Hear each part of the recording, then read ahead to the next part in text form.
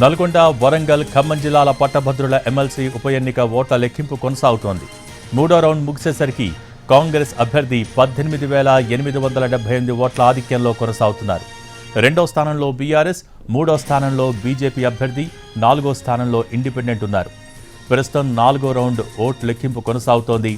ఇప్పటి వరకు కాంగ్రెస్ అభ్యర్థికి 1,06,234 ఓట్లు రాగా బీఆర్ఎస్కు 87,878 ఓట్లు, బీజేపీకి 34,516 ఓట్లు వచ్చాయి.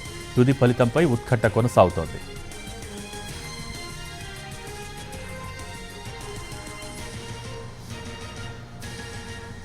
నల్గొండ, వరంగల్, ఖమ్మం జిల్లాల పట్టభద్రుల ఎమ్మెల్సీ ఉప ఎన్నిక ఓట్ల లెక్కింపు కొనసాగుతోంది. మూడో రౌండ్ ముగిసేసరికి కాంగ్రెస్ అభ్యర్థి 18,878 ఓట్ల ఆధిక్యంలో కొనసాగుతున్నారు.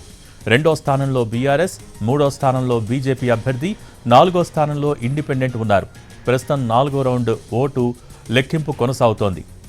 ఇప్పటి వరకు కాంగ్రెస్ అభ్యర్థికి 106,234 ఓట్లు రాగా బీఆర్ఎస్కు 87,878 ఓట్లు, బీజేపీకి 34,516 ఓట్లు వచ్చాయి.